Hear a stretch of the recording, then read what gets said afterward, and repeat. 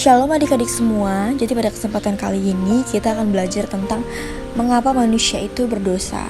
Jadi saya akan memberikan sebuah video tentang cerita Alkitab, yaitu Adam dan Hawa pertama kali jatuh ke dalam dosa.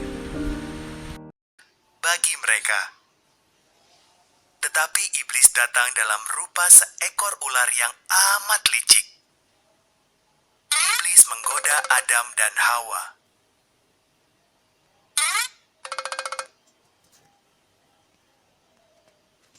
Bukankah Tuhan berkata, kalian tak boleh makan buah dari pohon-pohon ini? Tanya ular pada Hawa. Tidak, hanya buah dari pohon yang di tengah itu. Jawab Hawa. Kalau makan buah itu, kami akan mati.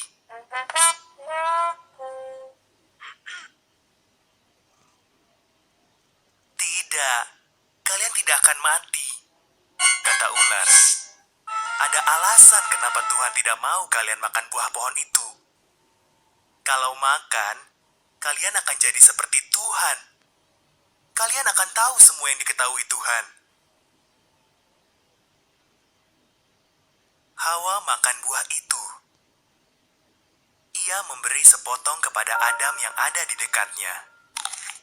Adam memakannya. Seketika itu juga, keduanya menjadi tahu hal-hal yang tidak pernah mereka ketahui sebelumnya.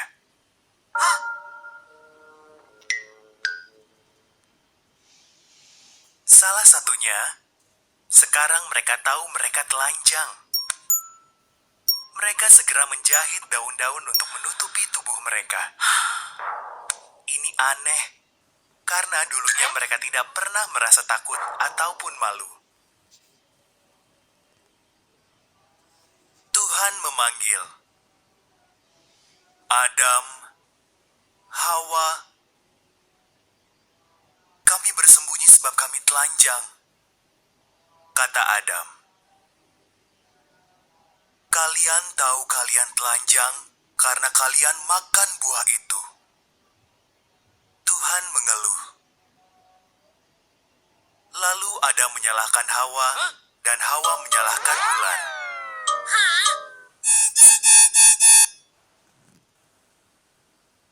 Tuhan berkata, ular, kau akan hidup menjalar dengan perutmu. Putra seorang perempuan akan mengalahkanmu. Hawa, kau akan menderita sakit saat melahirkan anak. Adam, kau akan bersusah payah mencari makan.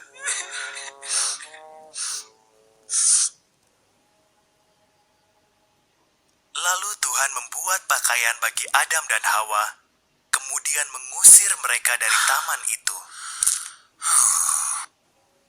Ia menempatkan seorang malaikat berpedang api yang menyala di sana untuk mencegah mereka kembali. Jadi mengapa manusia itu berdosa? Pada waktu Allah menciptakan Adam dan Hawa, mereka dibuat segambar dengannya dengan tujuan untuk mengasihi dan mengerjakan yang baik dan benar. Adam, bapa dari semua manusia, jatuh dalam dosa karena tidak menaati Allah. Semua anak Adam, cucu Adam, serta semua keturunan Adam yang hidup sampai saat ini adalah orang berdosa. Namun demikian Allah tetap mengasihi Adam dan Hawa. Allah tidak langsung menghukum mereka dengan kematian, namun Allah memberi mereka kesempatan untuk tetap hidup. Kehidupan yang harus mereka jalani adalah kehidupan di luar taman yang indah itu. Mereka akan mengalami banyak kesukaran dan penderitaan sebagai akibat yang harus ditanggung karena tidak taat pada perintah Allah. Allah menghendaki kita selalu taat kepadanya, akan tetapi kita sering tidak taat kepada Allah. Allah menghendaki kita selalu mengasihinya, namun kita sering tidak mengasihi Allah. Allah juga menghendaki kita untuk melakukan hal-hal yang baik, namun kita cenderung melakukan hal-hal yang jahat. Allah ingin kita selalu berkata jujur, namun kita cenderung untuk berbohong. Menghendaki kita itu untuk memaafkan orang lain, namun kita cenderung untuk menyimpan amarah dan dendam. Allah menghendaki kita bersikap rendah hati, namun kita cenderung menjadi sombong. Kecenderungan menjadi melakukan hal-hal yang tidak dikehendaki oleh Allah yang menyebabkan kita jatuh ke dalam dosa. Jadi itulah akar dari dosa. Allah menghendaki kita untuk taat kepadanya dan menjauhi perbuatan-perbuatan yang tidak sesuai dengan kehendak Allah. Jika kita tidak taat mengikuti kehendak Allah, kita akan jatuh ke dalam dosa. Kita dapat belajar taat kepada Allah dengan mulai melakukan hal-hal yang sederhana. Kita dapat taat misalnya dengan tidak mencuri barang orang lain, berkata jujur kepada orang tua atau guru di sekolah, berlaku rendah hati, mengampuni teman yang bersalah, dan hal-hal baik lain. Apa yang dapat kita lakukan agar kita tidak jatuh ke dalam dosa? Hal pertama yang sudah pasti dan jelas kita orang Kristen melakukannya itu adalah berdoa kepada Tuhan. Di Matius pasal 26 ayat yang ke-41, Tuhan mengatakan kepada murid-muridnya untuk berdoa agar tidak jatuh dalam pencobaan. Lebih dari itu, Yesus juga mengajarkan kepada murid-muridnya untuk berdoa kepada Tuhan dalam menghadapi cobaan-cobaan dunia ini dalam doa Bapa kami. Maka itu penting untuk kita terus berdoa meminta kekuatan dari Tuhan. Seseorang yang tidak rajin berdoa dan tidak rajin meminta bimbingan Tuhan di dalam hidupnya tidak mungkin kuat melawan godaan-godaan iblis. Daging kita memang lemah, tetapi sebenarnya roh Allah di dalam kita itu kuat. Berdoalah kepada Tuhan dan mintalah kekuatan darinya. Dan yang kedua, membaca kitab suci. Sabda Tuhan adalah pelita bagi kaki kita. Sabda Tuhanlah yang dapat memimpin kita berjalan di jalan kebenaran. Banyak dari kita yang ke gereja setiap minggu tetapi tidak pernah membaca kitab suci dalam kesehariannya. Dan ini adalah alasan mengapa banyak dari kita terus-menerus jatuh dalam dosa. Mereka tidak tumbuh di dalam sabda Tuhan.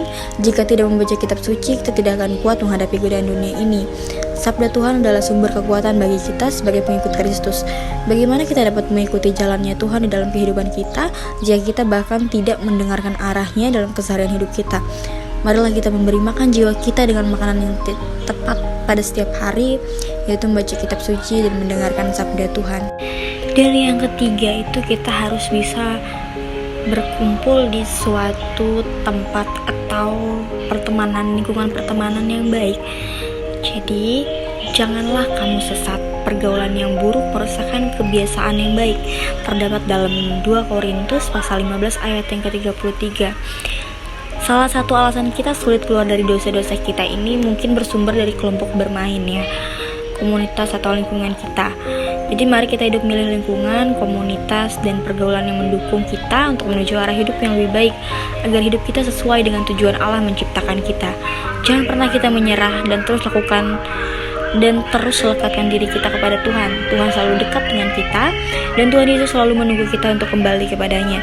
Tuhan Yesus sumber kekuatan kita, Dia adalah sumber kasih kita, dan Dia adalah sumber kasih sejati di dalam hidup kita.